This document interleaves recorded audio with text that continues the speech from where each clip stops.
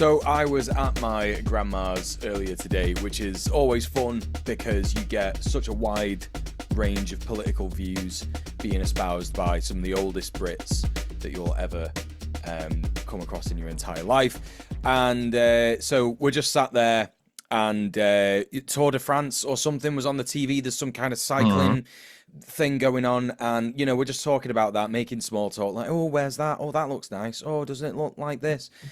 And my gran goes, oh, it's like all them immigrants coming across in boats, and when they get here, they get given bikes. And I literally held my head in my hands, and I was like, what are you talking about? What are you talking about?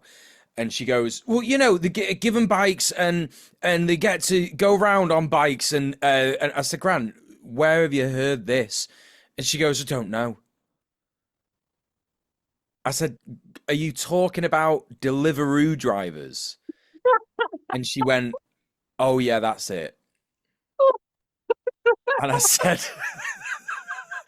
said, Gran, they don't get given those bikes. That's something they have to buy. They normally get loans. Jesus they pay for those bikes on finance. And she's just kind of sat there just like, oh, right. Looking like really, really, like she has just been absolutely slapped down in the marketplace of ideas. So there you go. That's British. He's just streaming again. Your debate skills are back up. That's what it's all about. Exactly. Yeah, I was already completely. I had 7 in the chamber ready to just fire him straight at Gran. It's Red Planet, and we're teaching you how to shoot your Gran with facts and logic. Welcome in, everyone. We are going to start this week's show with the same thing we start the show with every week, which is, Sophie, what's the most base thing you did this week? Well, it's been a couple of weeks, actually. So there's a few different things. Is it base to have a birthday, or a birthday is a bourgeois reactionary construct? We don't have time for it. It was my birthday. It was my birthday. I had a lovely time. Abby and I went to the Tate Modern, where there's an exhibition of Korean artist Do-Ho Seo, who makes fabric and wire replicas in like life-sized scale of buildings that he's lived in. So beautiful. It's like ghosts of buildings, like ghosts of houses. Really, yeah, really special. Really, really and haunting. As we know, ghosts are real. You should go to the exhibition. You'd experience I would really some ghosts enjoy there. I think you really, yeah. That was cool. Abby got me a Lego set, which I was very excited about. It's a Lego set of the Milky Way. It's a full like picture frame Lego set, and this hat, which if people are Lego heads here, they'll recognize the classic Lego Space Agency logo. That's right. I'm very hyped about that. But actual stuff I've actually done is a lot more base than just having a birthday. So one of them is I finished my current big project is done, save for one shot I need to go out at 3 a.m. sometime this week and get with the telescope, but you'll see. And it's now available on my Patreon. I'll just talk about it when I do my Patreon plug, I guess. But that felt good. It felt good to get that done, and then to realize that the Elon Trump split is going to make it so I have to go back and add like a disclaimer, like Elon is just a guy, and I was just using him as like a metonym for like capitalists in space generally. And if he just like disappears tomorrow, like just apply this to like the next dickhead billionaire in space along everything I say, just put it onto him. It's still true.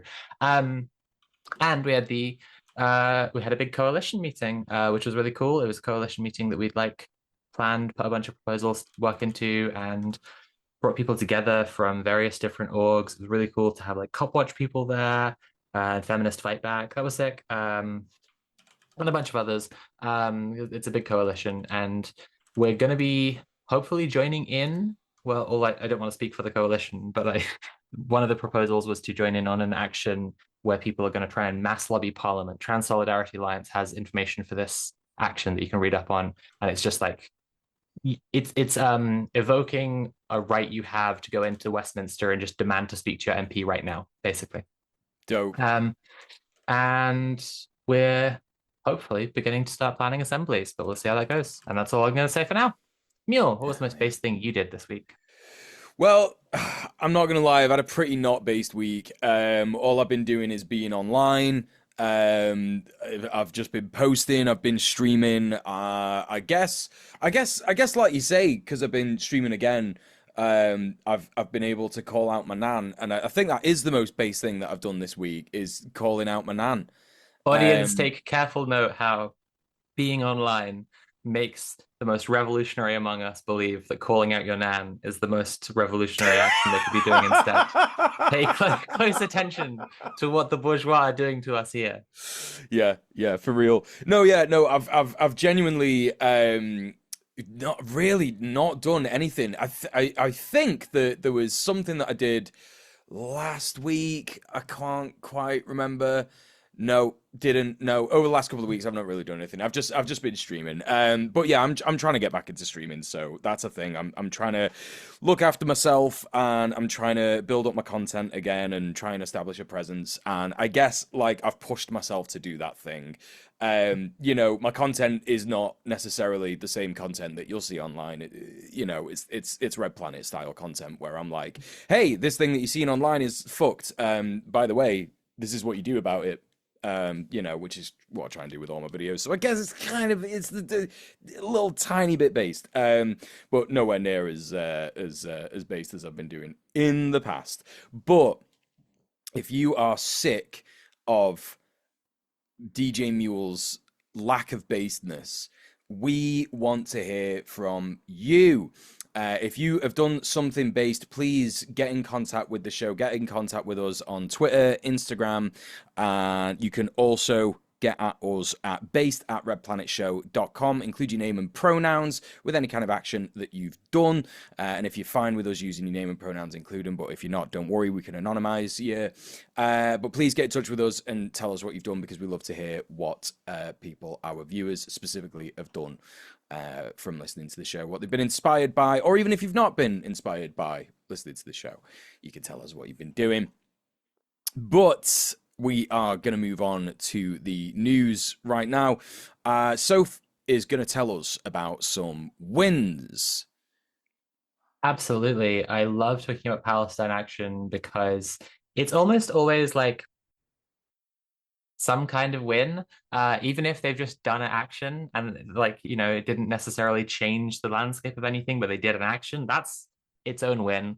For our audience who have not yet taken the steps of doing the homework, like when you get involved with organizing, you see that getting an action done is a win in of itself. Palestine action is fucking great. So the story here is that they've gotten another company to divest from the death machine. Frontrunner Logistics, a courier firm who has worked with and supplied Elbit Systems, has now cut ties with the Israeli weapons manufacturer thanks to continued targeting by Palestine Action. Actionists symbolically covered their premises in the iconic blood red paint to highlight to everyone who knows that they were profiting from genocide. Actionists also targeted London-based landlords of Kent's Elbit weapons factory, Instro Precision, in the same manner.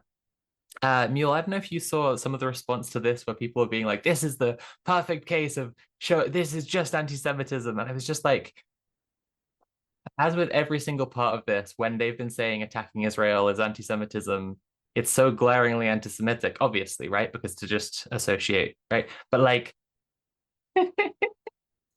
specifically with just being like, this London landlord, yeah, a really sympathetic figure, targeting a landlord as anti-Semitic. Guys, I don't think this is like a good Not what you want to be saying, actually. Yeah, no, it's kind of so funny silly. because another thing that happened today when I went to see my grandma is my mum's been getting a little better on Palestine, but she still gets like I've said that my stepdad is like a proper Zionist and stuff, and he gets the Jewish Chronicle and all these Zionist papers, and my mum was talking about, oh, well, there's definitely been anti-Semitic attacks in Manchester in the last 2 weeks. And I said, what you want about? I would have heard about that. Like, where have you heard this? What's happened? And she was like, it was a synagogue. They attacked a synagogue. And I was like, oh, whoa, okay. And then she goes, here it is in the Jewish Chronicle, anti-Semitic attacks against Jewish-owned businesses. And I'm like, Mum, that's not a synagogue. What are you talking about? Like, and what you're referencing is people who have taken a stance outside people's businesses who have Yeah. connections to Zionism. Yeah. You know, Connections to the genocide. Yep. Yep. it's Yep. this Yep. it's Yep. this whole thing again and again and again. It's like just being so anti-Semitic, like saying that a Jewish owned business, Yeah. like connecting that in your head with like a synagogue is like fucked in so many ways. And this woman's married to a Jewish person. Anyway, sorry. Um, but before we move on from the story, there's a few more things to mention. Oh wait, no, I did also want to say this is great angle of like site of solidarity with the renters union because like uh landlords are bastards and they're complete fucking scum. And like it's also, as we discussed when we had Nick Bano on the show, like it's also shockingly common in Britain to be a landlord. It's way more of the population than you'd expect. So like there is some amount of propagandizing and pointing out like what bastards they are that like should be done to people. Like, did you see that the Washington, no, one of the big American liberal slot publications had an ethicist column on whether it was ethical to be a landlord to an ICE detention facility, and their answer was yes. Like their question Oh was, man. I'm not only a landlord, I'm a Nazi landlord. Is Oh that okay? man. And the answer was, yeah, don't worry about it. It's We fine. just have to start saying in response to these people, change your wording to, is it ethical to be a landlord for the Nazis? Is it Mm. ethical to be a landlord in a concentration camp? Like, it is just so beyond the pale. All right, so the rest of the story. According to Palestine Action's Instagram, Discovery Park Limited leases property to the Israeli weapons maker, and as such is complicit in the production of weapons tested in the genocide of Palestinians. This comes as more and more public figures, businesses, and organizations are turning away from Israel, and worldwide support is not just in free fall, but the lowest it has ever been in history. As Palestine Action is showing us, persisting in the push against Zionism is an ideology, in what is currently its weakest point of all time, will only result in more wins. Mule, you have complicated some horrible shit, but some actions against it. Tell us about it. Yes. So this is the story about the FBI going after trans kids. We're also going to be talking about the trans kids deserve better occupation in London. So, yeah, as Sophie said, a mixed story here. On the 2nd of June, the FBI tweeted, quote, "Help the FBI protect children. As the Attorney General has made clear, we will protect our children and hold accountable those who mutilate them under the guise of gender-affirming care. Report tips of any hospitals, clinics, or practitioners performing these surgical procedures on children at 1-800-CALL-FBI or http://tips.fbi.gov." End quote. So, you know, this is the standard procedure. It's the standard lie that there are some doctors somewhere doing gender affirming surgeries on trans kids. It's simply not true. It simply doesn't happen. There may be one example of this in the entire history of doctors in the last 50 years. And it is obviously the little lie to make the big lie more palatable. The big lie being that trans people, and by extension, any queer people, are basically pedophiles and sex predators. And The application of puberty blockers would prevent some trans surgeries from happening. exactly. Because transmasculine people who go through an estrogenized puberty develop breasts and then have to have top surgery completely unnecessarily. Yeah, and they love to scream about that. They love If to you don't scream want about people having all these unnatural surgeries, well, puberty blockers would put that on pause yep. until later. Yeah, yeah, and they love to scream about that. They love to scream about, oh my god, these women mutilating their breasts. Oh my god, this is such an affront to womanhood and all this business. And yeah, you're absolutely right. That would just prevent any surgeries from happening. Absolutely, overwhelmingly. And then the only one that transmasculine people would be getting would be hysterectomies, phalloplasty if they want it, facial masculinization surgery if they want it. But it's like the overlap with like hysterectomies is that like this is control of reproductive rights, and that's fundamentally the thing here. Yeah, 100%, absolutely. Yeah, it's fully linked. This is the most disgusting, vile thing ever. The FBI literally saying, if you, I guess, hear of any surgery or any group or organization that is helping trans kids in any way get gender affirming care, then get on to us and tell us about that. The people at Red Planet would never ever advise anyone to spam this line or commit fraud or do anything like that. Don't craft some kind of hard to distinguish tip from any real tip in there, because that would be wrong and bad. So don't do that. But I again, have some more specific things they shouldn't do, like don't post the B movie script in there, into the email box or whatever, or to the tip box. Don't like call them and report the location of just like government buildings. That would be messed up because obviously the government buildings not where the trans surgeries are happening, right? Don't do that.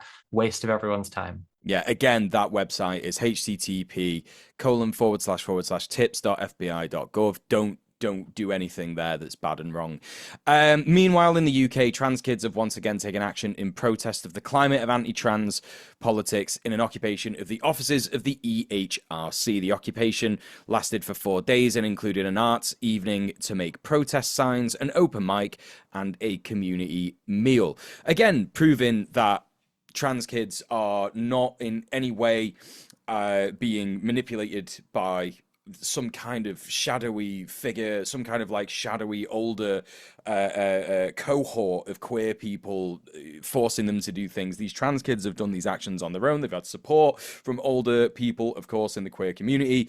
But essentially, the important thing to remember is that when you oppress a minority, they will resist.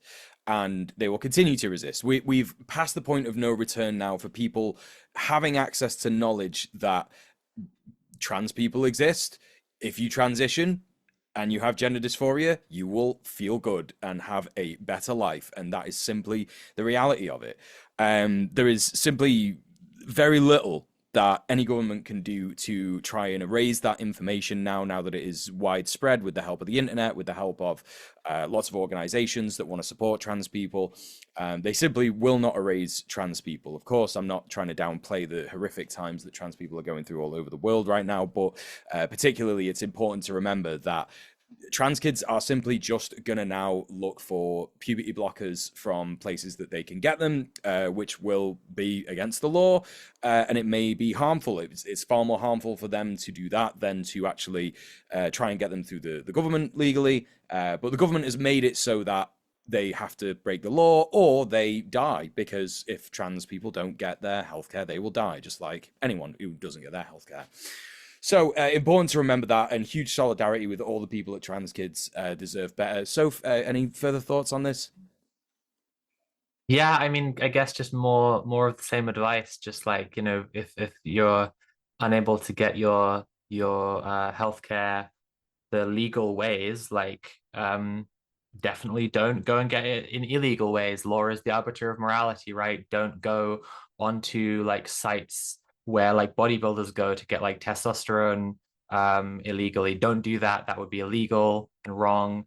Don't go like Googling around for where you can do the same stuff for like estradiol powders. Don't contact like those kind of like online pharmacies where you can get stuff like spironolactone or finasteride for like testosterone suppression. If you're a cis man who's balding, like that would be a completely legitimate. Sorry, this is a tangent. I'm autistic, so I'd go on a lot of tangents, but basically like doctors would totally give you a prescription for that without needing to see you if they were an online pharmacy. So you would just say that you were, a cis man could just get those drugs for being bald if you wanted, or for not, if for feeling bald, for identifying as bald. Um, as many cis men do. Like me. Yeah, exactly. Um, it's a choice, we all know it. The the advice here was to not go to bodybuilder websites, alternatives that you can find by Googling around. You can find them, but don't do it by Googling around for where to get estradiol powders. Estradiol enanthate, for example, is one that like has the best like curve for like your levels being stable between injections. That's an interesting, sorry, again, this is just like tangents. but don't go, looking for any of that stuff. Yeah, I mean, that's probably all my thoughts on it. Cool. Well, it would be cool if you told us about some Nazis getting the shit handed to them. Do Yeah, you want to do yeah, that? it would actually be quite cool. Yeah. This is gonna be one I'm saying right away. Like, if you're a podcast listener of this episode later, do check out the YouTube for this one because, like, seeing these Nazi kids is gonna be an experience. It's sad and it's gross and it's sad, but you gotta see them. Yeah, there were about 50 Nazis in Berlin. There have been a bunch of Nazi marches in Berlin, over the last few years, increasingly frequently. That's the global trend. We know what's going on. And yeah, and tragically, there are a lot of Nazis in Germany. Um, yeah, a bunch of these were like school age, like tiny little scrawny little kids. They look like fucking, I don't even know how to describe like this fucking, oh, it's dreadful. It's just dreadful. It's like if you went to, I don't know which of the AIs is the most racist, but like the most race, I guess it's Grok, isn't it? And you said like normal child, and then it would like generate, and then you go, not quite like angry normal child. No, it's not quite normal child, but with hate in his heart, and it creates this pasty little goblin who's just like ravenous, licking his lips for the destruction of minorities. Yeah, it's awful. It's a Yeah, bad if time. you if you think about if you're on the podcast listening and you're absolutely just not gonna watch the YouTube video at all, you're like, I'm never doing that. I'm never gonna do that. Think like Sheldon from Big Bang Theory, but Hitler Youth. That's the best way to imagine it. Like the most Yeah. disgusting, scrawny, sweaty nerd that you've ever seen in your entire life, and he's like, I'm me. Yeah. I'm the superior race. Um, yeah, Aye, aye, aye. it's a thing. Bazinga, mein Führer. So they were massively outnumbered, and there's a ton of anti-fact showed up. um, with banners such as Aufstehen gegen Rassismus, which is basically stand up to racism, but in German, and a bunch of the big, big, beautiful Antifa flags. Love to see the red and black. And yeah, there were just tons of them. So they just sort of like sheepdogged the Nazis into a little corner. Like they got stuck in Alexanderplatz, U-Bahn station. And so, yeah, fuck them. That's just a fun little win, really. Just like those gross Nazis, they aren't going anywhere. Yeah, they gotta get back underground. Anyway, speaking of gross Nazis, Mule, with this, we've had some giggles, some chuckles before we get to the main segment, because the main segment's going to be like we're laughing like this on the eve of like some atrocious shit, because like Oh yeah. it's June 8th at 8:20 p.m. London time. And yeah, for the historical record. But we're having a laugh, and the before we get to the main segment, and the next story is about Trump and Musk, which has been just a barrel of chuckles. Yeah, I think before I get into the full meat of this story, I just want to say that I think I posted this to you, Sophie, and I had forgotten it was your birthday, and you responded saying "Happy birthday to me" or something to that effect, and I just thought, how A good. beautiful present for me. How good would it be to just like have this happen on your birthday? I made a video Ronald about Reagan died this. on my birthday as well. That's a yearly More and wonderful more remembrance wins, for me. more Yeah. and more wins. My latest video that I've just released is kind of about this, and I in this I say, historians mark it in your calendar June 5th, the day that things got really really funny. So after a week of trading insults with I'm each gonna other come on to the online. show as Pinko next week. I'm just gonna be Joker makeup from now on. Yeah, we might as well. Everything's just getting so stupid. After a week of trading insults with each other online over disagreements about the electric vehicle subsidy cuts in Trump's big beautiful bill after his departure from the White House, after 130 days as a special government agent for the Trump administration, Elon Musk tweeted on the 5th of June that the reason the Trump administration isn't releasing the Epstein files is because Trump himself is in them. This tweet, now deleted, caused the entire online right go into crisis mode, which is incredibly embarrassing. But more funnily, Trump's threats to Musk included cancelling SpaceX government contracts, and Steve Bannon also said that Trump should deport him, which is super funny because, as some of you may know, Elon Musk has actually violated some immigration laws. He overstayed his student visa. He was working on a startup when he should have been studying. So it's like a violation. And then, like, he overstayed. Like I said, he overstayed the student visa anyway. So he's already done multiple visa violations. So it would be super funny. I mean, not that the Trump administration cares about whether you've actually broken the law or not, but it would be dead funny if that happened. Yeah, so it's just absolutely wild. This tweet that, if you, I guess, have been living under a rock, would be a revelation to you. But Yes, if you haven't heard, there's a man called Donald Trump. Right. He's the most you would expect. Okay. The most you would possibly expect someone to be a pedophile. That's him. Okay, so he's a pedophile. Okay, that's the whole that's thing. Like, if you imagine in your head, like, what does a pedophile look like? Yeah, like, if you haven't ever seen Trump, that was pretty much it. Like, just like the worst, most evil person you've ever seen in your entire life. Anyway, yeah, there's lots of speculation as to Trump's sort of relationship with, Jeffrey Epstein and what they did and what they said and stuff like that. Obviously, we're not going to comment on anything legally actionable in the USA, but there is a video of him at a party that has been widely circulated online in November of 1992.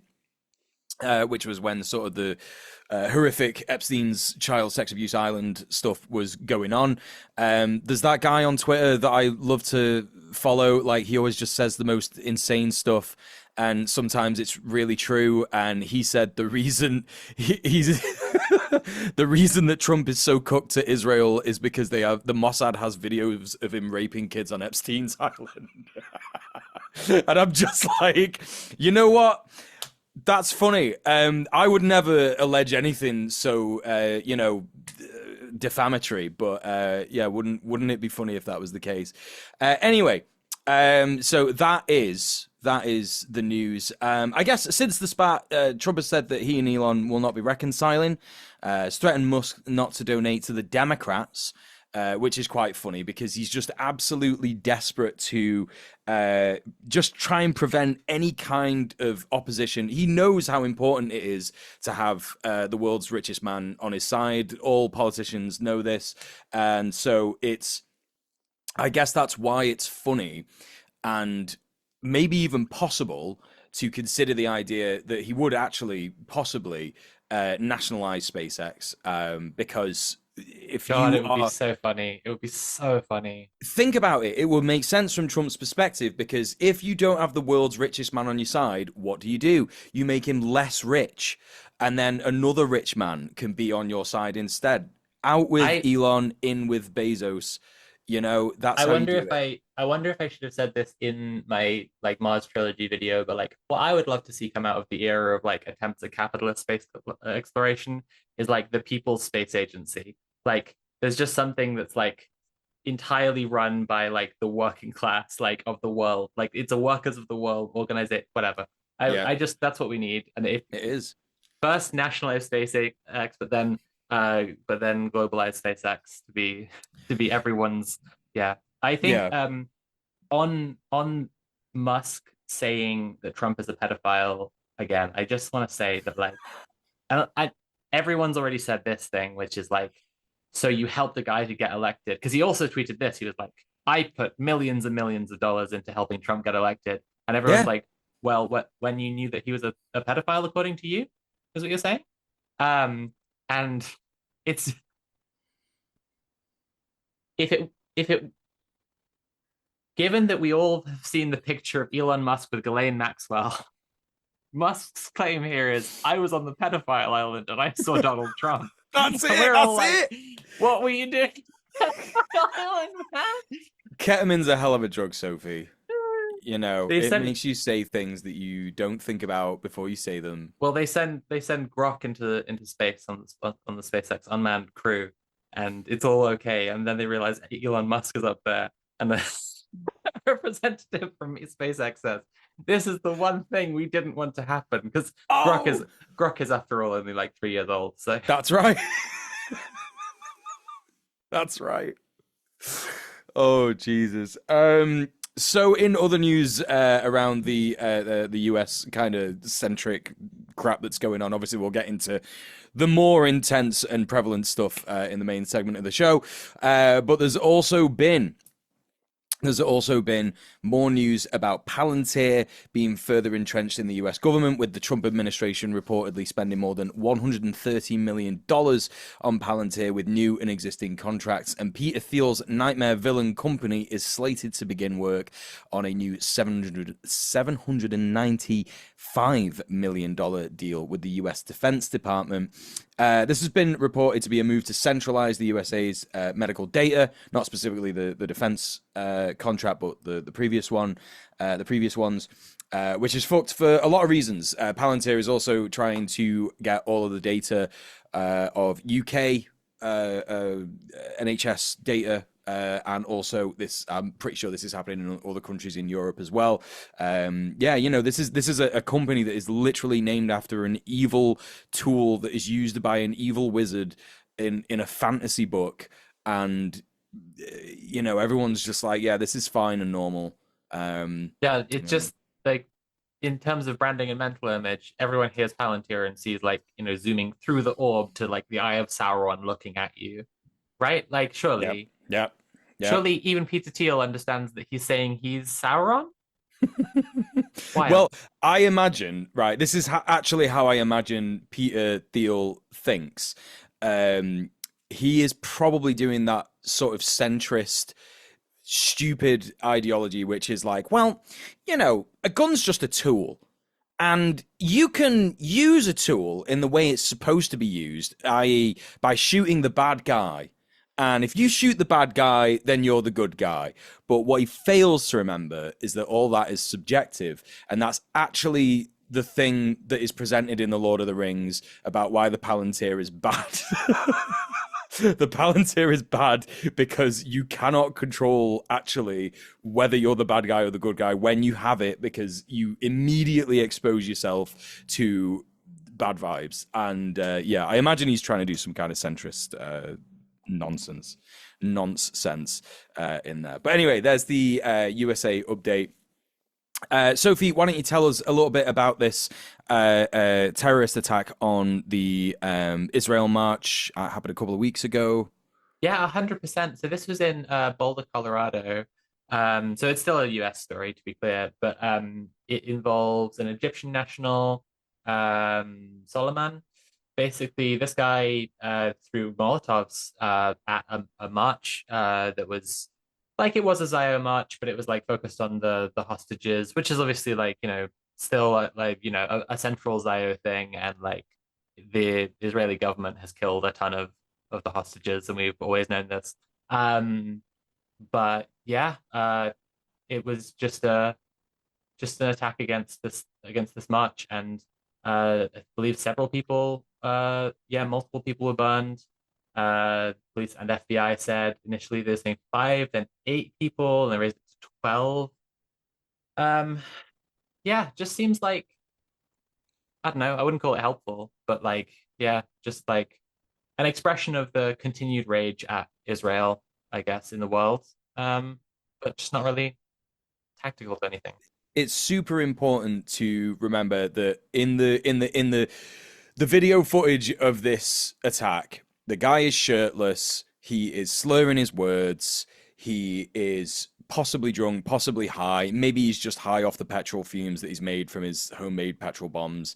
He clearly doesn't have any connections to any organizations or anything like that, because if he did, they would have desperately said to him, like, don't do anything like this. This isn't going to advance our cause in any way, shape, or form. And obviously he's not exposed to any of the kind of organizations that we always promote, like Palestine Action US, for example, who would not ever encourage violence towards any individuals or people, and would instead direct people towards disrupting the supply lines, disrupting the supply chain of weapons to Israel and other kind of financial support. So yeah, again, it's like what we were talking about the other week. It's just another example of weird terror. We're seeing more and more examples of weird terror happen because people are feeling hopeless. They're seeing the cracks in the facade of what capitalism has made itself out to be, and it's ending. It truly is failing in spectacular ways. And as we're going to talk about in the main segment of the show, fascism or socialism is the only choice now. And I think that when people see those cracks appearing and they see, oh my God, so the US is funding Israel and Israel's doing this genocide. I've heard about Israel my entire life.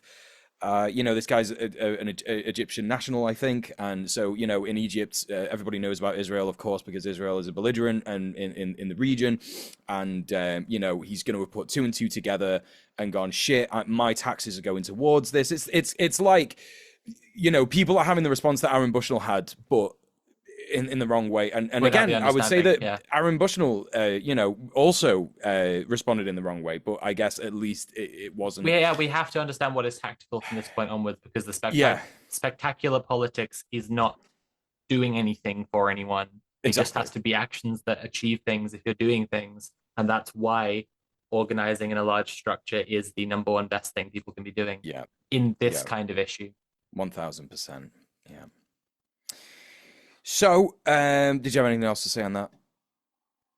No, I mean, it was just, I think it was worth us reporting on, but I don't think that it, Yeah. like, as you said, it's just kind of disconnected terror that doesn't relate to anything in particular. And we're just going to see more and more of this. Yeah. Yeah, 1000%. So it's the mid-show reminder that we are a show that requires your money. Please consider going to patreon.com/red_planet and subscribing to one of the tiers there. There are various different tiers, and you can indeed support us at whichever tier takes your fantasy. Loads of different rewards for you to choose from. We've also got merch at mercenarycreative.com. Go and check out our Queer Existence is Resistance t-shirt, and hopefully we're going to have some more merch coming out soon. You could also get it in a hoodie and a tote bag. But we are going to now move into the main topic of the show, which is about the current ICE raids that are escalating all over the USA and the community response to them, and the response to the community response to them, which is pretty terrifying. Soph, do you have any sort of like starting thoughts on this? Yeah, absolutely. So to summarize, people who don't know about this at all, like there have been a bunch of different raid resistances. There was one that was quite well documented that happened in New York. But there's been a bunch of different places now where people are resisting ICE raids. This is, now I'll get through describing it first, I guess.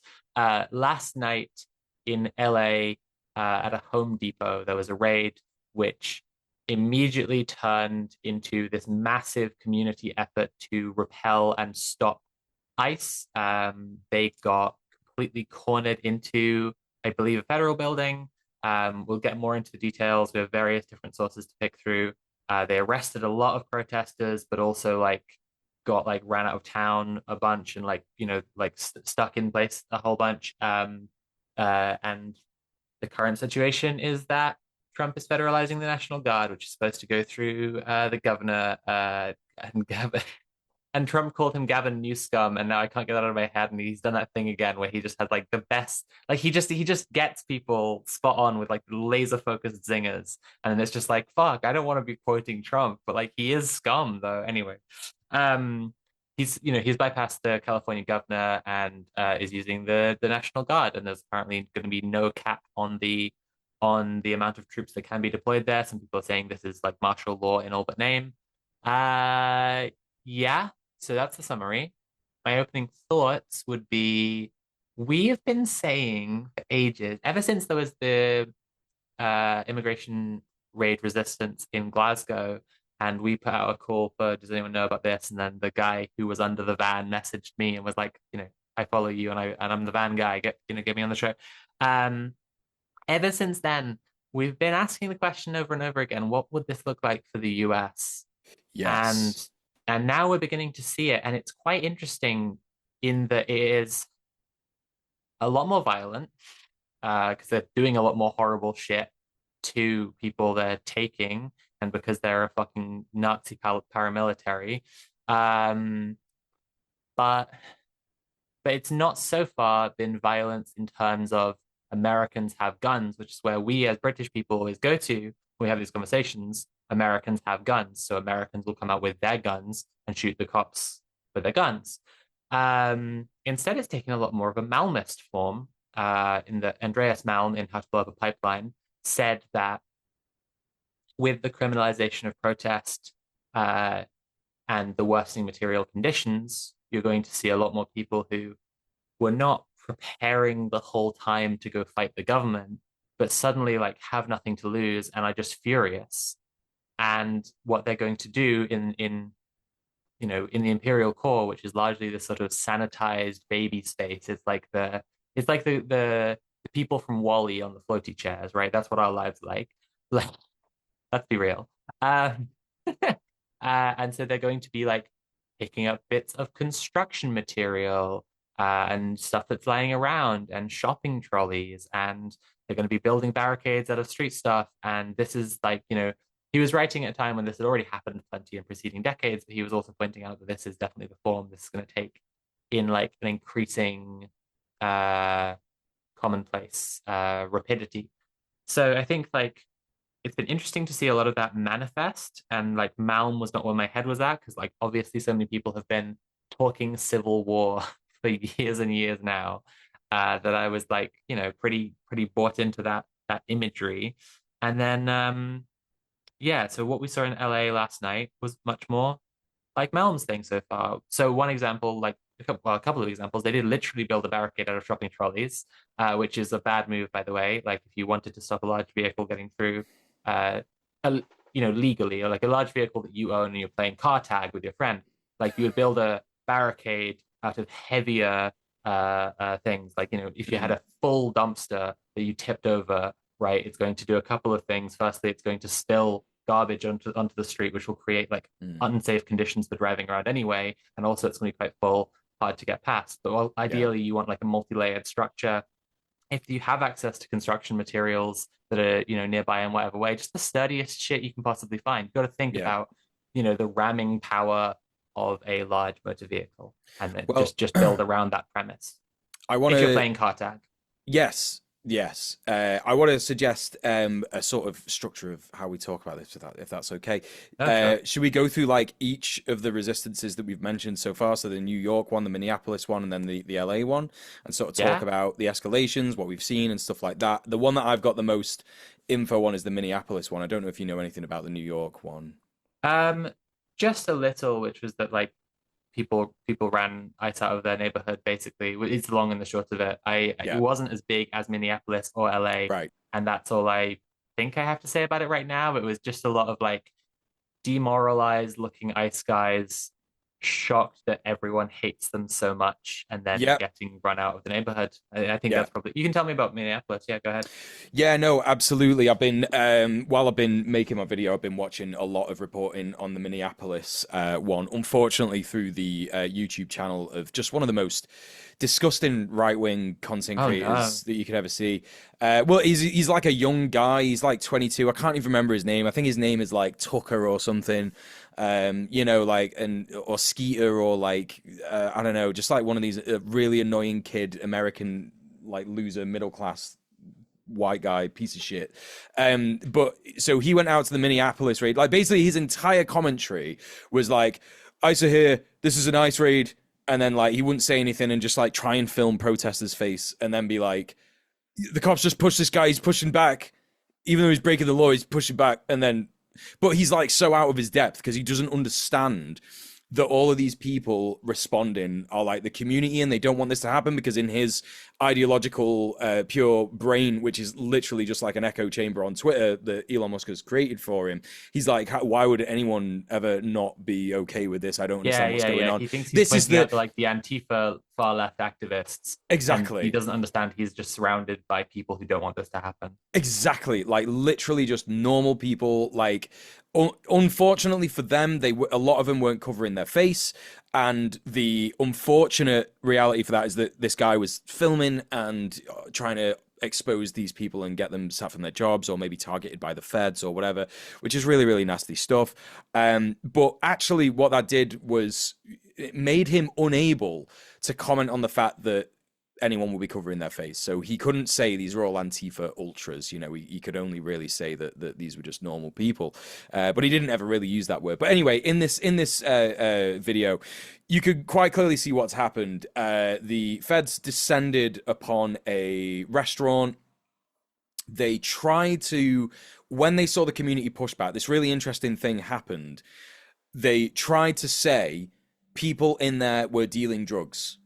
People in there were dealing drugs and breaking the law, right? So it was this kind of interesting shift in the narrative of why they were actually there. Obviously, we don't know. All we know is that ICE were there. So if people were just breaking the law, why were ICE there? You know, you had ICE there, you had the county sheriffs, you also had the FBI. Now, here's the thing about this. Really, really important. We were having a discussion about this, and not all of us agree in the Red Planet chat, but, you know, here's my take, is that I don't think these guys are trained law enforcement at all. I think that a lot of these guys are just Proud Boys. You see the way that they sort of react when people push them, because, you know, in Minneapolis, the crowd that came out, it should be stated as well that the crowd came out from a Reddit post. A Reddit post was the main thing that got people's attention. And when crowds started to gather around the premise of the business where they were trying to arrest people or deport them, then more and more community members started showing up and you know, basically saying, oh, it's ICE. Oh, we don't want ICE in our town. So when these people started pushing back, and I'm talking, these people were really brave. Like, the people in Minneapolis are obviously used to cops being horrific towards them. It was a neighborhood called Bloomington and Lake. So I think it was the corner of Bloomington Street and Lake Street. But I think the area is called Bloomington and Minneapolis. It's like a Twin Cities thing, kind of similar to Texas, where they have like Austin and the other one, I can't remember. And they were just pushing these heavily armored, in combat fatigue, ICE and sheriff and ATF and FBI guys. And to be clear, again, the only demarcation that these guys had that they were part of these organizations was that they just had the letters on their outfits. And I do agree with Conrad. I know that Conrad is piping up in the chat right now, and I do agree with you, Conrad, that some of them were definitely just sheriff department losers. Because sheriff, if you're a sheriff, you could just literally be elected to be like the sheriff leader or whatever, or be in the county law enforcement, and you don't need any training, and they're literally, there's no laws to sort of govern like how much training they get or what they do and stuff. So I absolutely agree with you on that point. But yeah, these people in Minneapolis were pushing these guys. They had, you know, what I can only assume to be fully loaded automatic rifles, and the people were so brave, literally just pushing them and saying, get back, get out of here. They were getting pushed back, absolutely, but you could tell that they simply weren't ready for that kind of interaction. And if these people were federally trained officers who knew that they had the jurisdiction of the law, if they were ever assaulted, that they could literally do whatever they wanted to them, because of these, what's the law? That says that cops get away with stuff. I can't remember. There's a law that literally protects them in the USA. We'll come back to that. But, you know, they have that legal protection to literally just get away with anything. And they weren't acting like that. They were acting like scared kids. Qualified immunity. Thank you, Conrad. Yes. It's qualified immunity is the law that protects cops in the US if they ever get prosecuted or whatever, or attempted to be prosecuted. They did not act like that. And so, yeah, absolutely. I could see them being part of the sheriff department. I can also see them as just being Proud Boys who've just organized this. They've got the support of the state to do this. I can also see this as them just being like inexperienced new recruits of ICE, because, you know, ICE, even though it's a government, in quotation marks, government organization, it doesn't necessarily mean that they're going to be well-trained to do whatever. You know, was the Gestapo well-trained? They don't give a shit. They're just going to get anyone to sort of come in and do this. The resistance was incredibly effective, even though it was really disorganized. They were throwing garbage at the. We're just going to call them, I guess, the Gestapo now, or whatever. They were throwing shit at the cops. They were throwing rubbish. They were throwing bins. They were moving around in a very fluid way. They weren't in one particular group because there were so many different kinds of people there, so many different community members. And so some people were coming from the left and some people were coming from the right. Some people were just scattered everywhere who clearly didn't know anyone there. Some people turned up late. Some people turned up really early. So because of that, that's why it was so effective. And as far as anyone knows, no one was taken, which is an incredibly important thing to take away from that. But again, it proves the thing that Sophie and me and Tim have been saying for the last however many long. I think we said it in our first episode this year about resisting Trump's America. Fascists will just keep pushing until they get pushed back, and that's what's happened. And now we're at this stage, which is the development this weekend, which I'm sure, Sophie, you've got a bit more. You've been paying a bit more Well, attention to this one. I have a couple of thoughts about the Minneapolis thing, Yeah, as well, yeah, especially I'd what love to you were hear. just saying about like the way that the cops were acting. I want to say that like I do agree with your observation in that I do think, having watched it, like they did seem really unprepared and like in a bit of a shocking way. And I've thought about this a bunch since you messaged the chat about it. And I think there's a few things at play. One is that uh, different cop organizations have different ideological strains to them and different kind of personalities that drawn to them. As you already said about sheriffs, like sometimes they can be like just absolutely no training. And like when you're trying to figure out like the ideological leaning of different like police forces, I know it's a nightmare exercise, but this is a bit of know your enemy. Like um understanding local sheriff's departments, you have to think, yeah, okay, a small town psychopath who wants to have a gun and be allowed to do whatever he wants because of qualified immunity, like, yeah, that's not necessarily going to be the same as someone who, for example, let's go the exact opposite end, and it's not even cops, it's the Marines, right? Because we're gonna be talking about the army, because we're gonna be talking about the National Guard. Like the US Armed Forces is made up the US military is the world's largest welfare program. It is made up of so many people who want to be able to go to college, or they want better health insurance, or all sorts of things, Yeah. right? Because it offers all those things. And those people are fundamentally not the same as someone, this like self-selecting feel of, are you from a small town and hate people who are different and you wish you were allowed to kick the fuck out of them, but everyone says you're not. But if you were the guy who gets to say what's allowed or what's not, you could, you know? Um, so there's that. And I think ICE is definitely going to be like an extreme end of that. People are always pointing out like the presence of a lot of like Hispanic ICE officers. And it's like, yeah, we're not saying like they're the KKK, like they just are racist by the definition of what like exists, right? And it's the same thing as with every cop, every type of police, that the good ones will be the ones who leave. That's how the system, shifts towards its real purpose. And so, even if being Hispanic were an indicator that, someone's like a good ICE officer, like it's far more likely that guy quit and the guy who's like self-hatingly racist is still there, you know? Anyway, um, my point with all this was, compared to large metropolitan police forces, um, who are in contact with the community on a day-to-day basis, they're going to have a very different set of expectations. And being intervened with in this way, as you said, they were obviously completely unprepared for it. So that's fascinating. Because like if you imagine the mind of like a super chud who now has state qualified immunity, like I'm in agreement with you that they spiritually are Proud Boys, basically.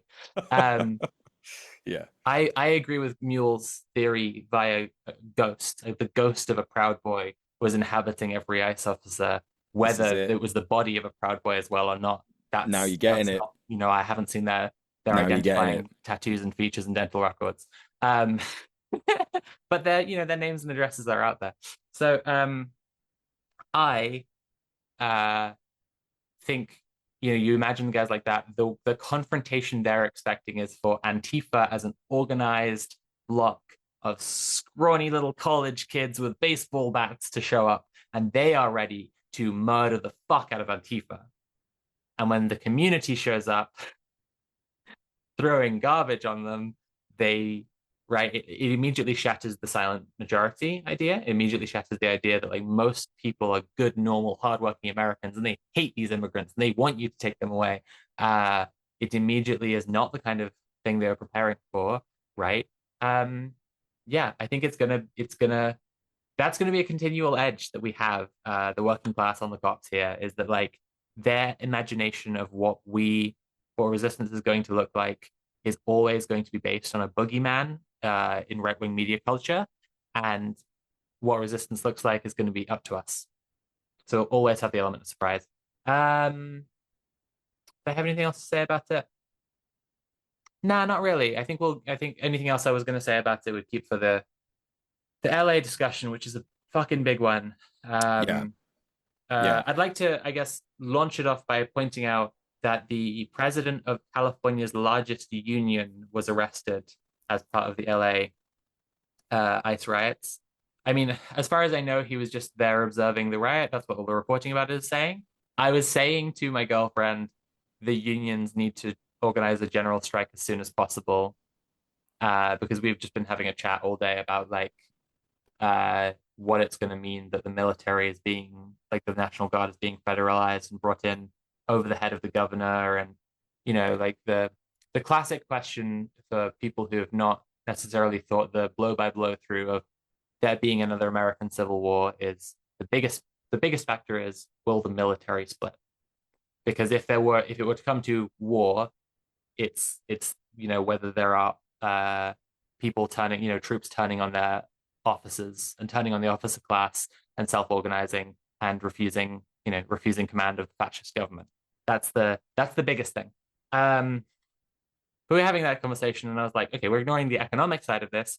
The unions should go on strike, right? Look how much power, we've covered this a bunch on the show. Like, look how much power the International Longshoremen's Association has, right? It controls every port.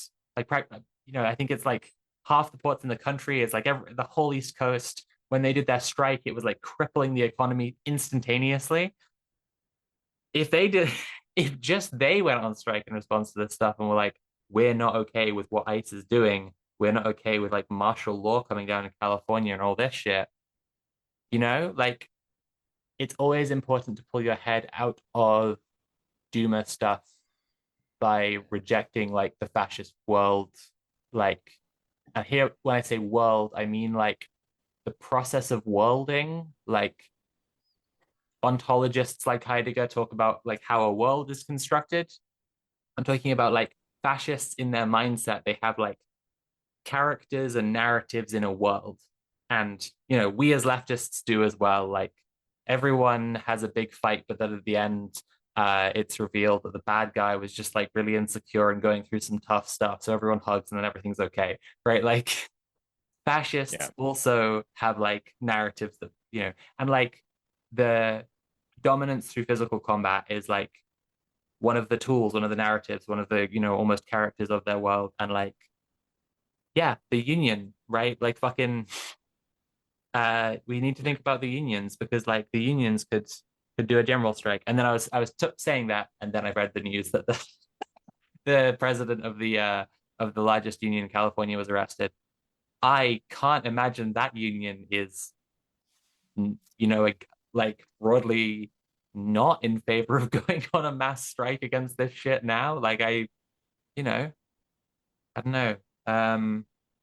A general strike could change an enormous amount, and that's always been true. I mean, a large enough general strike just is by its nature the beginning of a socialist revolution. So, yeah. Well, I think you're so right, because this union head David Huerta, he wasn't just detained; he was also injured. The union that he is the president of has 750,000 members. 750,000 members. Like that is huge. It's massive. That would overwhelm any National Guard, any police, any like if they were even to just simply march in protest of ICE, it would be so powerful. So yeah, absolutely spot Yeah, I on. mean, even if they weren't, even if it's not in direct conflict, like just the strike itself, like that's I think a whole percent of like maybe 2% of California's population, Right. like would just be that, And taken what's out the of the number? economy Like immediately. you've told me this before. What's the number of people that is required to actually do a full general strike that would result in revolution? It's like 5% of the population or something, or maybe Oh, 10. I I don't can't think I've remember. told you. Or if I Oh, have, I've right. forgotten it. I don't know. Yeah, I don't know Someone this someone figure, said how to this me would come that together.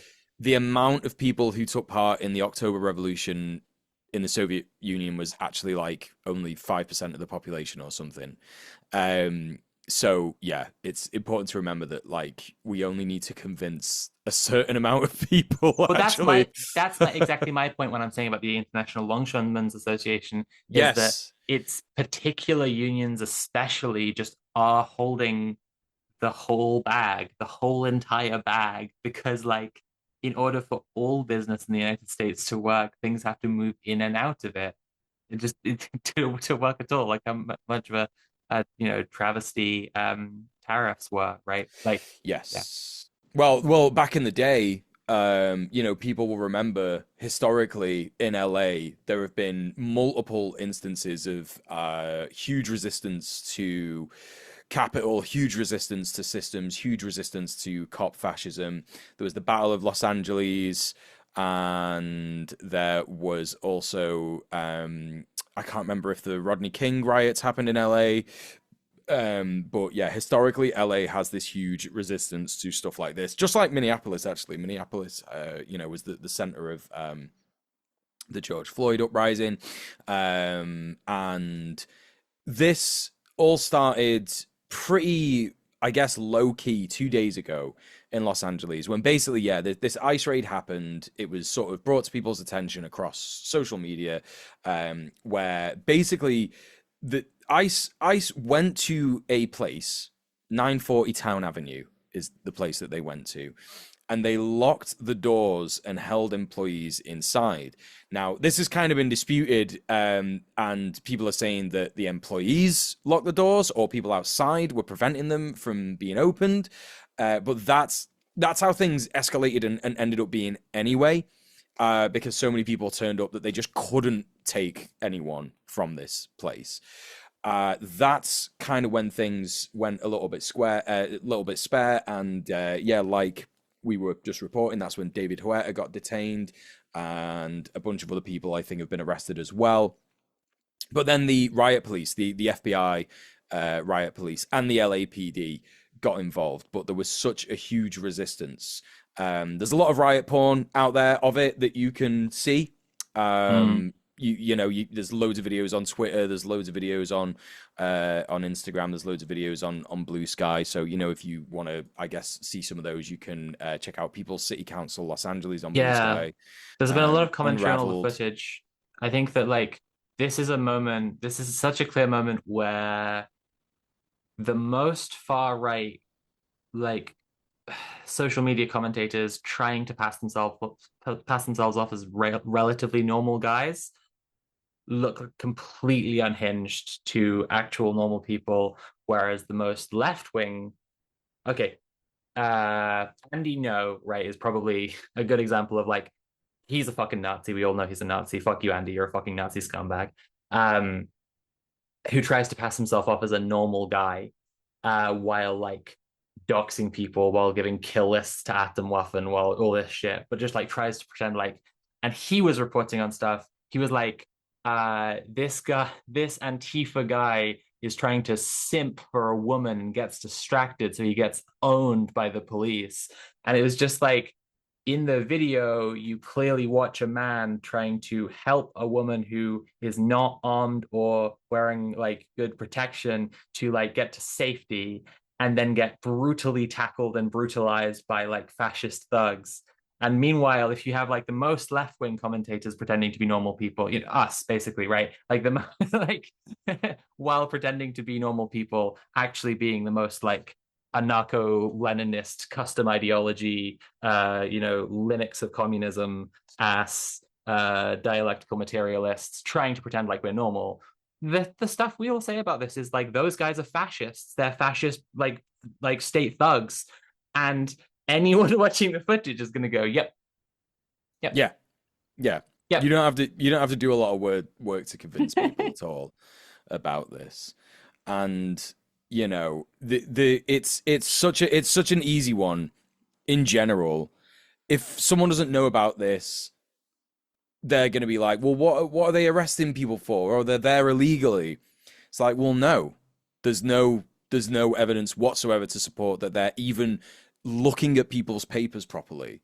They've deported people with the right to remain or whatever the US equivalent is in, you know, with that. And they're also just arresting judges. They're arresting state officials. They literally detained the mayor of New Jersey, you know, put him in a jail cell. And unfortunately, his lib ass came out saying, God, I love that they did that. It was really good and they should do it more to people Well, like because he's me. from New Jersey, he's used to how to respond after the mob treat you like shit. Exactly, So yes. he's used to going, oh, thank you so much for treat you when you spit on me. That was wonderful. That was Yeah, wonderful for me. The intimidation yeah. tactics when you got all Mm, up in my business and you told me like, you know, that I belong to you. Fantastic job, yeah, great guys. And yeah. so he just applied it to ICE. You know, Yeah, exactly. Yeah, same shit, different day. Yeah, so I think important to remember that yeah, again, like this is the way that this should be being presented to people. If you're in the US, if you're in a union and you've got your comrades who are not understanding what is going on, maybe they're just a bit basic, maybe they're a bit politicized, depoliticized, sorry, apolitical, whatever you want to call it. Just explain it to them in very simple terms. You don't have to get into huge ideological big word discussions about this. You can simply just say these are fascists who are taking people who, whether you think they've got the right to be here or not, they're taking them, they're not even doing a due process, they're putting them in a prison, they're sending them to CCOT, which is this completely unregulated prison, private prison in El Salvador, where there are like libertarian laws for people to do whatever they want, and you know, they're using slave labor. It's just very, very basic stuff. You don't need to have get into you these massive conversations about it. have you heard of the game Caveman Poetry? It's Nah, a game can't say I where have. you have to tell your partner in the game like what something is, and they have to guess it. But you can only speak in one syllable words because you're a caveman. And other people in the game have an inflatable like caveman club, and they can bonk you on the head if you say anything two syllables or more. Um, this is the level. It's a great game. It's just like it's fun to like come up with a thing and then try and explain to a friend like in only Yeah. one syllable words. Um, this is the level, right? It's now become that Yes. easy. Yes, exactly. And yeah, I simply do not think that anyone should be wasting any time. Unfortunately, I've become very online again over the last 2 weeks because, you know, I'm trying to be making money, I guess, a bit more because I still am unable to find a job.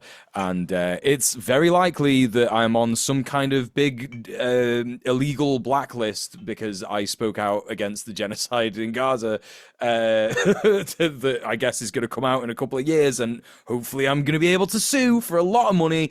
But we'll see. I don't know.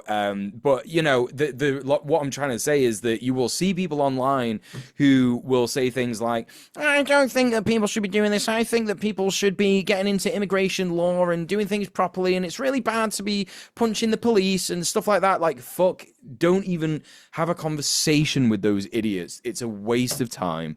You know, speak to people who are receptive about it. Go and organize in your local community. Go to a community center. Say, yo, what do we do if ICE come here? What do we do if ICE come here? And even in the UK as well, like talk about the you know, in the UK, the fact that actually the immigration officers in our country are also called ICE. They're also immigration community enforcers or something like that. That's Customs literally enforcement. that's it. Immigration and customs enforcement. Incidentally, what do we do if ICE comes here? All one syllable words. Exactly, exactly.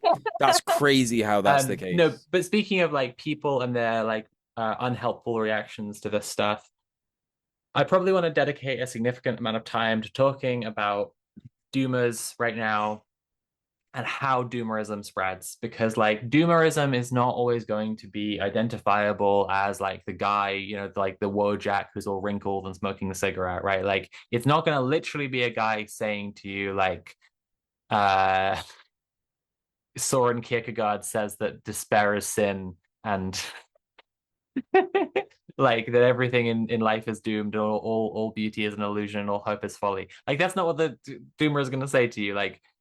Like everyone else, they convince themselves they have a coherent political analysis. And there's a lot at the moment of people saying this resistance is the pretext they need to impose martial law. We tried to warn you about this. And it's like, warn us to not resist when the Nazis come to grab our neighbors because it will get worse if we do. That's not a warning. That's that's nothing. Well, There's just nothing there. That's just immoral. That's just morally bankrupt. You people, can't people, just let it yeah. happen.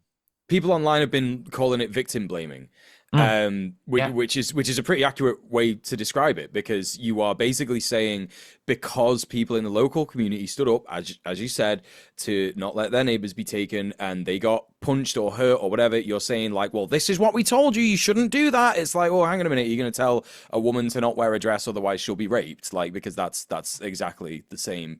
Well, it's not Yeah, exactly yeah, the yeah. same, but it's No, it's I get what you're essentially the saying. It's same. like it's also like, are there people from the neighborhoods that this has happened in saying this shit? Like, it's like when this is happening in your neighborhood, you're just gonna sit there and go like, okay, well, the thing to do here is nothing, because like they will make it worse if we if Just we if we comply. don't comply. So I'm Just just gonna sit comply. here and comply and twiddle my thumbs. Like it's ridiculous. Lose And a like shit. and but I want to be more compassionate, right? Because like I people don't. get doom pill Sorry. people get doom pilled because they're scared and because they're angry, and they feel like they can't do anything with that You're anger, right. Yeah. right? Anger that can't go anywhere turns to depression, right? Despair is literally like calcified, stagnant anger sitting in a knot in your stomach that you can't shift because you have no options to be able to express it, to do anything that will change the situation. But you need to realize there are things you can do to change the situation. The seemingly one sided relationships that we have to agents of the status quo are two-sided, and you realize this when you participate in collective action, that you can fire your boss, that you can evict your landlord, and that you can arrest the police. Yeah. Yeah. It is, Exactly. let's talk about Project 2025. This is Yeah. the biggest doomer pill at the moment by design. Like, let's be clear about this. If it was, if it didn't serve a function for it to be public and talked about, it wouldn't be public and you wouldn't be talking about it. Loads of people are talking about how this is Curtis Yarvin's plan going exactly as it's supposed to. They brought in the tech Silicon Valley guys into the reactionary movement. They're making techno-fascism now. You look at the conveyor belt, it's like the regular fascism America does, but now it's techno-fascism instead. Everyone's going to be on the blockchain. And according to the plan, right, they're going to centralize all the data. Oh, look, there's the Palantir deal happening. They're going to retire all government employees. Oh, look, they cut all of those agencies with Doge. They did the big tax bill. It's a buy-off to make everyone, compliant with them, so that they're just paying people off to ignore like the country falling apart. Look, it's all happening. Oh God, they're sending in. It's going to be martial law now. The fact that they've given you a script to understand and you're now repeating it to other people, you are propagating their dark magic spell. You are speaking poison into the ears of your fellow man, and making them despair and making them compliant and making them docile so the fascists will win. If you need it proven to you that Project 2025 is nonsense, look at Elon and Trump. Look at Elon and Trump, right? Like Trump, a guy who has hated losers his entire life, and Elon Musk, possibly the planet's single biggest loser, trying to make a marriage of convenience work that they couldn't even hold together long enough to pretend to be friends while the paramilitaries are rolling into the neighborhoods. So you need to Yeah, justify it by saying to yourself, well, actually, it's all kayfabe, right? Like them falling out is just pretend because it's all part of a big plan. No, they are no, not. they have a plan. Yeah, they've told you the plan, and the plan depends on you doing nothing. Yeah, they The are plan not. depends on you doing nothing. They are not playing 5D chess. They are. I've seen these like, loser, depraved, reprobate, far right AI users who are like using Grok to make memes about Donald Trump and Elon Musk laughing in a private room together. They're sat in Mar-a-Lago now and they're going, "Look, the Democrats are asking for the Epstein files to be released. That means that they knew what they were doing because Bill Clinton's in the Epstein files, and that means that they've done it on purpose. Everyone in the Democrats is a pedophile, and that's how they've done it." No, shut up. What are And you talking also, about? because you asked Grok for it, then one of the speech bubbles, Trump replies to Elon Musk, and also white genocide in South Africa. This is the thing. It's like there's not some like huge, amazing, incredible thing going on. It's the most boring dystopia you could possibly imagine. Donald Trump and Elon Musk is literally like if your friend's dad who owns the corner shop down the road and your other mate's dad who owns like a fucking PC repair shop, got really, really rich, didn't really know what to do with that money. So they got into politics and now they're in politics and they can't handle anyone disagreeing with them whatsoever. And so they fall out and then they have this like huge litigating argument on the internet in front of everybody and everybody sees it. That's all it is. It's just an Yeah, yeah, exaggerated bigger version of that. They're yeah. no different to you and me. These are people who are fallible. They have issues. Very, very fallible. Extremely fallible in so many ways. This is it. It's not some in I guess what do you call it when you can't do something. It's not some huge immovable object. It's not an invincible Not monster in insurmountable. your head. Exactly. It's not this insurmountable thing that we can't get over. It's literally just like a couple of guys in a room saying stuff. It's guys walking into a room saying things. That's literally all it's ever been. Embrace mule thought. This is what I've been saying from the beginning. Exactly. Embrace Exactly. the powerful thoughts of Chairman Mule. Um, can Yeah. some Red Planet fan please get us like Chinese propaganda with like Mao's face in the clouds, but it's Mule, please. Um, we'll put that on a t-shirt. Anyway, Yeah, I would sign off on that actually. Yeah. Yeah. it's Marx, Engels, Lenin, Stalin, but it's us. Anyway,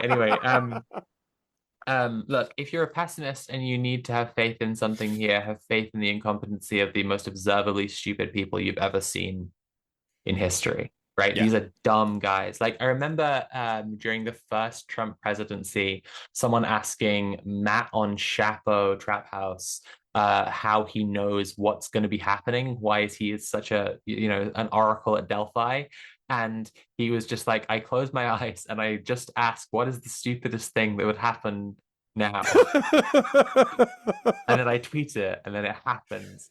Yeah. And I mean, I think that's like an essential element of like the post-Trump political world and like the modern like okay, different different regimes, different societies, different administrations, different organizational structures of culture have used different methods to keep the working class down. And one of America's favorite ones is making people dumber.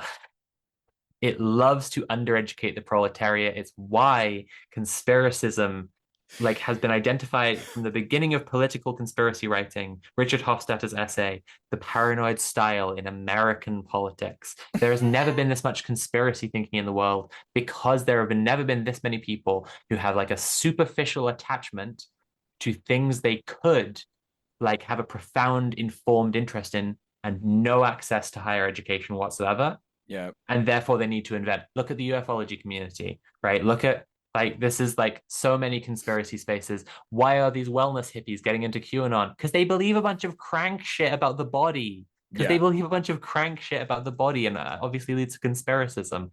Anyway, the Yeah. American empire has been so categorized by its stupidity that people have been making like films and songs and TV shows about America being dumb and liking to eat burger for the entire run of American imperialism. Yeah. Remember, the stupidest thing will always happen, okay? When these guys are telling Yeah. you their master genius plan, try picturing instead as like a 4chan green text, right? Like it's got its like four steps to it. It's like, fire everyone in the government, right? Here's the thing, right? It's like greater than symbol, fire everyone. Hang on, no, sorry. First one would actually be me, Elon Musk, smartest and richest man in the world. Fire everyone in the government. Massive tax cut for business owners and psychos. Martial law crackdown. Get out everyone who loves me into the streets. Question mark, question mark, question mark. Profit.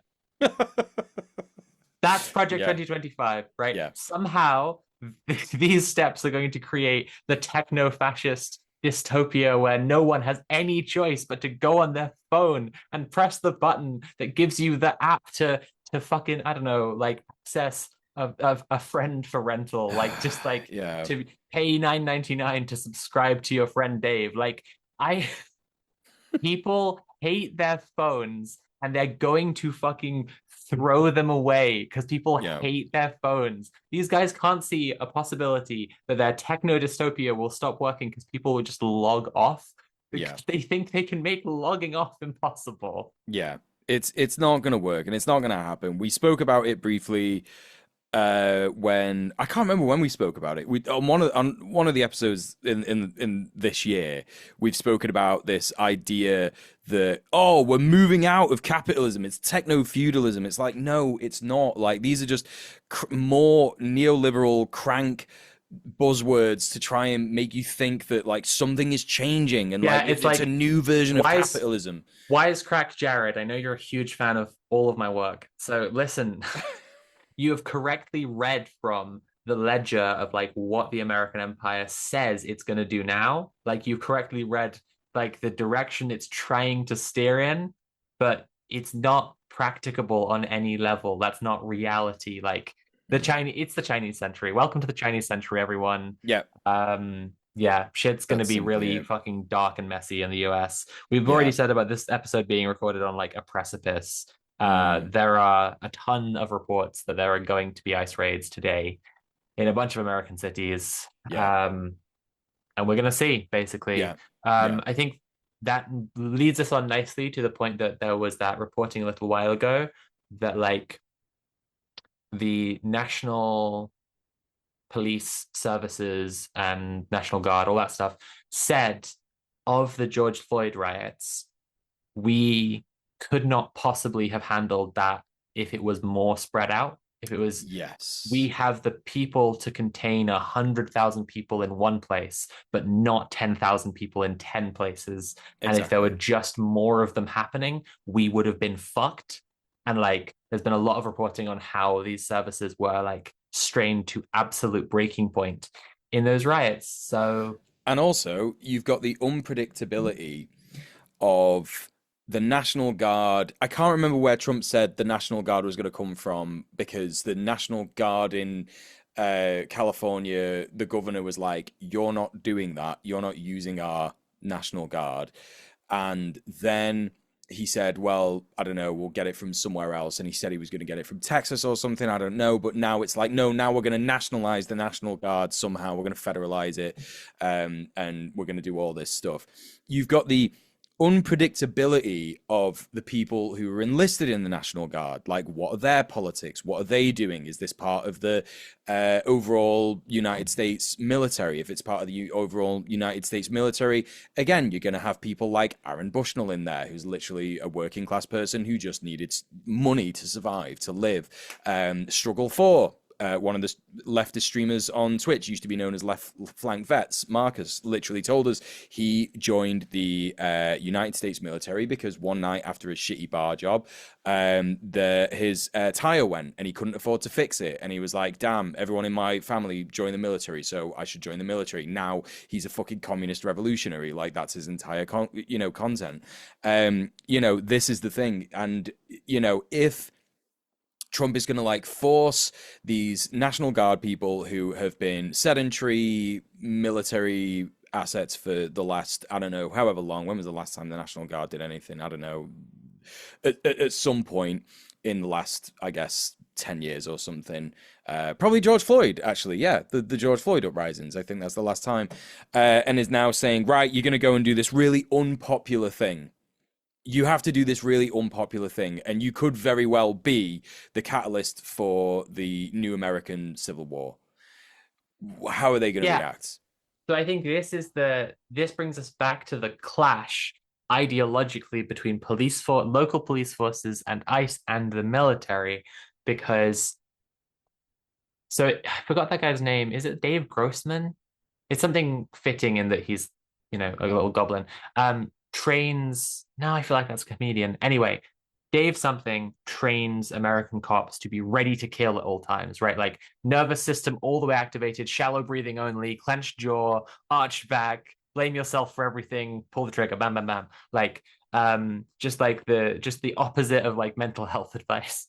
But like he's done this with like the IDF, he's done this with Mossad, and he's done this with a bunch of US police departments. He tours around teaching like the art of being ready to kill people all the time. Yeah. And one of the most, I am hearing from our producer that it is Dave Grossman, which I'm glad that my mnemonic to just remember he's a gross man is working. Yeah. But one of the most common critiques I've encountered of his methodology, I mean, despite it being just like evil and obviously fascist, is like how in terms of crowd control and civilian like population civilian control and safety, how bad this is tactically for everyone if the guy with the guns feels really threatened all the time. And by contrast, like the American militaries the world over are trained to be as calm as possible assessing life or death situations. And I just feel like, yeah, I mean, if we see it, what I'm expecting to see is people from the National Guard, the American military, refusing to open fire on civilians like cops want them to, and maybe even intervening in the cops doing it. That could be where you see the split, if the split is coming. Is going to be people, just going like, nah, fuck that off, bro. No way, not a chance. Because like ICE have already been ramming protesters with their cars. There's that video of the guy trying to like walk in front of the car to stop it, and they just keep on driving and driving and driving until he goes under it. Mm-hmm. And there's also like as I said earlier, the shopping trolley barricade got rammed. A bunch of people got hurt. I mean, it's like, what would I compare it to? It's like the social organism that cop institutions form when they come together, when the people come together into this one body, is an incredibly like paranoid, like hyper tense, hyper vigilant, full CPTSD mode, like guy with a gun. And military units, by contrast, are like the Rock. Like they have no reason to feel threatened in any situation because they have the superior firepower to like absolutely fucking everyone. And that's, we can walk and chew gum. There are also a bunch of rubes who got conned into joining like the Go Kill Brown Children machine. But like in terms of them versus cops, it's it's a big difference. And that's, I think, where we'll see the split. If the split happens, will be the military saying no. That's my prediction. I think you're right. And I think that then it will be a huge kind of, I guess, spectacle as to what the right is going to say about the military. Is the military woke? The military's woke. It's been infiltrated by woke Hmm.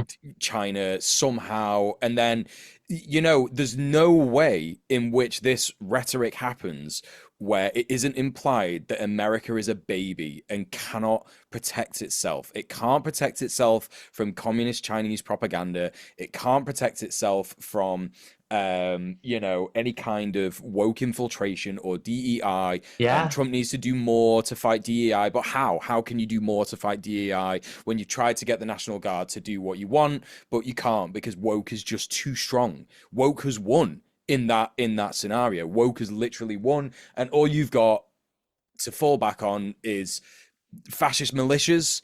And fascist militias are going to do what? Go up against the military? Go up against start doing pop? They could start They doing would love it. pogroms. They They would would love have doing that. they Yeah, they would love, yeah, to kick off and then have the military show up and go out in yeah, a blaze of glory trying to like yeah, get rid of all the queers and the blacks. Like, yeah, yeah, I yeah. guess that's that. Yeah. You I probably hit the think, nail on the head. That's what they're I gonna try and think, do. I think as well. Again, in this current scenario where we have this situation that could play out in the way that you said it, if it does play out in the way that, in a different way whereby they back down. Let's say Trump says, right, okay, so we're not going to nationalize the National Guard. It is another example of these people being weak losers. Like they actually have no power. They're attempting to get this hard power, to do a thing, an actual, proper action to control the country, and they can't do it. Then that is another moment of weakness, and it's been shown that again they're weak. They're not playing 5D chess here. They had a spat on Yeah. Twitter like babies, and again, if this is proven to be Yeah. ineffective and doesn't work, then again, it's another example that they're weak babies, Mhm. and that should be, again. I'm going to equate this to because it's always so prevalent to equate the Palestine situation to stuff like this because it The Imperial is Boomerang. imperial boomerang. If the enemy, the empire, if the aggressor, the belligerent, is weak, you've got to keep pushing. You just have to keep pushing. And that is what every one of us should take this as being. If the empire is being exposed as being ineffective, now's the time to organize. If you've been waiting for a signal to organize, now is the time. Even if the worst thing possibly happens and the National Guard is nationalized and they end up going into this horrific scenario, still organize, because what Yes, of else are you course. going to do, lie down and rot? Okay, cool, right, great. You that's what you chose to do at the heart of the catalyst that could have been the revolution in America. You said, I'm gonna be a baby and not do anything. I'm gonna sit inside. I'm gonna play Vibby games. I'm gonna drink chalky milk.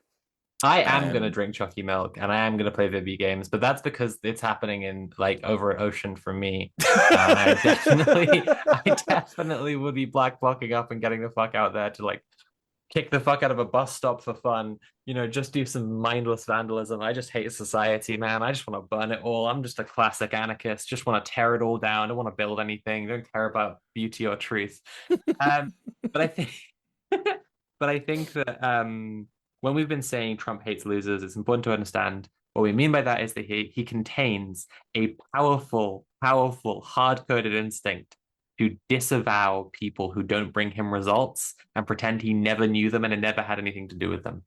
yeah, When yeah, ICE, the sheriffs, and the military fail for more than 10 seconds to quell an uprising, he is going to stab them all in the back. That's a product. I'm serious. Take this yeah. one to the bank. I'm logging this one in to be cashed in for big bucks later.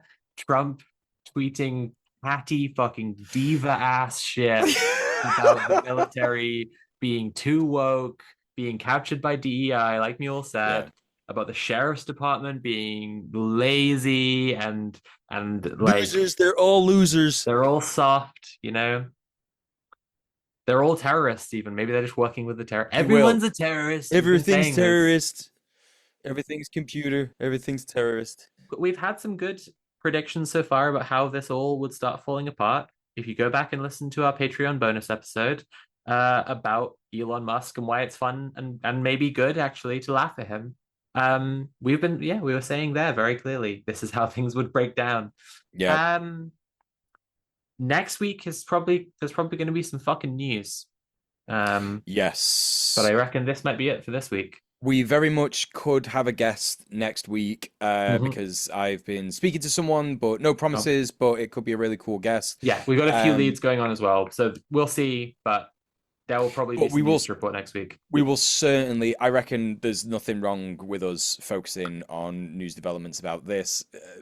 It just depends what happens. If the if there is a big story to discuss tomorrow, we are definitely going to record a bonus episode talking about it in the week. Yes, 100%. Yeah. But for now, that's Red Planet. That was the Yes. Red Planet I that you think watched or listened to. I think I'll probably take this moment to say all eyes on the Madeleine as well. That's something that we didn't mention in the news that I think is really prevalent. Greta Thunberg, along with a bunch of other activists, are currently doing a freedom flotilla to Gaza. It's insane that I'm saying this, but it's likely that they will be killed by Israel. And who knows what that will result in. I don't want it to happen, but it would be absurd to say it's not likely because it's certainly a possibility. So yeah, absolutely, all eyes on the Madeleine. Yeah, Tweet about them, speak about them. It's important that we talk about everything we can yeah. hold. We can walk and chew gum. We can smoke a cigarette and run around and talk about different things. Like And it's important to. juggle. Yeah, we could juggle. You Yeah. could piss and have a chat with a friend. Like you could do all that stuff. I was gonna Yeah, make a joke about like condemning Greta Thunberg, like condemning Hamas, but like he's just like by the next recording, some shit might have gone down and make me look really bad for saying that. Okay, yes, so patreon.com/red_planet is how our show is made possible. In a really real sense. I know this is a hard time for everyone. But our like the show's Patreon support has gone down over the last couple of years, and we want to keep on doing this show because we think it provides something of real value that no one else really is doing, is as much as we wish that other people were doing more practical, organizing focused media, because it's what we need right now. So to be able to make the Zad doc possible, future docs possible, to keep Conrad tucked into beautiful satin sheets and delightful billion thread count pajamas and a little nightcap like Ebenezer Scrooge, please check out the Patreon. think about all of the things that we've said in this episode, and imagine you're the producer, and imagine the stress that you are under right now. That needs to be mitigated by giving Conrad money, right? And that's And what we that's the need to do stuff with we the do on show. air. You don't even see the weird stuff we text him. Like sometimes I mail stuff to his house. Like it's bad in here. Like you gotta Yeah, help Conrad, honestly. yeah. So it's patreon.com/red_planet, and you can support us at a variety of different tiers. You can also go to mercenarycreative.com and get merch there. We currently have one design. We have a few ideas in the pipeline. You can get them on t-shirts, hoodies, tote bags. But yeah, you can be the most directly supportive of the show by going to Patreon and selecting the highest tier, which is the sicko mode tier, which comes with the reward of being personally thanked on every episode, which looks like this.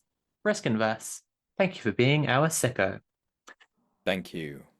Right, well, Mule, you've been doing loads this week with back to making content. So That's you tell right. me where people can find some more Mule and what's on offer. I will be streaming again tomorrow, twitch.tv/DJ Mule. That's DJ Muel. I'm going to be covering all kinds of things. I'm probably going to be covering more of the Gaza Freedom Flotilla. I'm probably going to be covering more of Israel losing popularity worldwide. I'm probably going to be covering the LA riots. I'm probably going to be covering the resistance to ICE, all kinds of things. And I'm probably going to be making a video in the near future, about the ICE raids and the resistance to them and the National Guard. But I'm gonna give it a couple of days at least before I start writing that, because who knows what kind of developments are going to happen. And obviously I need to formulate my thoughts about them. I've spoken pretty much a lot of what my thoughts are on this episode anyway, but there's no harm in repeating content. So yeah, I'll probably make a video about that. You can check out my videos on youtube.com/c/DJ Muel. I just released a video about the Elon Musk and Trump drama. So yeah, please go and check that out. I was hoping to release that before any other big news happened, and I don't know, it's been 3 days, so we'll see how many views that gets now that everything is falling apart in America in lots of different ways. But anyway, yeah, go check that out. Go check out all my other stuff on linktree.ee/DJ Mule. I also just started a new clips channel, which is on the link tree. So that's like highlighted segments of my stream. So if you can't make my stream and you don't want to watch a full VOD, I do get it. They are a little bit disorganized. You can check out some of the best bits on the highlights channel, and yeah, you can check that out there. But the most important place to give me money is my Patreon. Please go to patreon.com/DJ Mule and give me money there. It is also really important to give Sophie money, and you should do that by going to her Patreon. But tell everyone where they can do that, Soph. Yeah, absolutely. My Patreon is patreon.com/Sophie from Mars. I currently have a 2-hour video essay sitting there in the Patreon for $2 or more than $2 supporters. You literally could pay me $2. You could unsubscribe afterwards, and I would just get the $2 in exchange for the video. But it's not just the video. There's a bunch of stuff around it in the production of it that I've put on my Patreon, and you will also see future videos early if you stay subscribed. So maybe stay subscribed. Maybe tell some friends to do it as well, because that would be cool. Yeah, so this project is about the Mars trilogy by Kim Stanley Robinson. Basically, it is a story it uses sociological storytelling that zooms in and out of the rapidity of the narrative, starting with 100 colonists being sent to Mars in this sci-fi-ish colony mission to populate Mars, and then they all start to just go fucking nuts and decide that they want communism and that they're willing to fight as hard as possible for it, and they do, and they blow up the moon. You should read those books, but also because they're just books and they've never been adapted to screen, if you want to watch something for a couple hours, my video might be the best way to get the Mars trilogy as a visual medium that currently exists, because Whoa. I spent hundreds of hours in Kerbal Space Program, recreating iconic imagery from the books. I also included a bunch of my own astrophotography and my commentary on the series, and my analysis of it on different levels, and as a revolutionary text and as a utopian text. And I've said in the video, I think there's a lot to get from this sort of sketch of revolution. We live in revolutionary times. It's unavoidable now. No one could kid themselves. The revolutions are not happening. And I think that it's a good sketch of revolution, a good general vibe for you to be able to, base little ideas on. I would have loved for the last decade of my political commentary career to be pointing out to people yeah, I think that was kind of that was a Frank Chalmers maneuver, or this shit here, that's Arkady Bogdanov for real, and have people understand what I was talking about. So if only so that I have some more friends I can talk to about the Mars trilogy, please go to patreon.com/Sophie from Mars. Give me a couple dollars and give my video a watch, and then go read the books, and then we can chat. You can just message me. It's fine. Just do it. And all my links are at linktree.ee/Sophie from Mars. There you go. Hell yeah. Thank you so much for watching Red Planet. We really, really appreciate you tuning in. Tell your friends, tell your comrades, but most importantly, join a union, get involved. Don't let the doom pill take you. Now is more important than any other time in history to push back against things like Zionism, imperialism, the horrific capitalist state of the USA. We will win. I believe that we will win. Sophie believes that we will win. I believe that we will win. Conrad does. We all do. Stay Tim excellent to does, each but he's other. got a doctor's appointment today. He'll remind everyone next week. That's true. Okay, all right. Yeah. Until then, bye. See ya.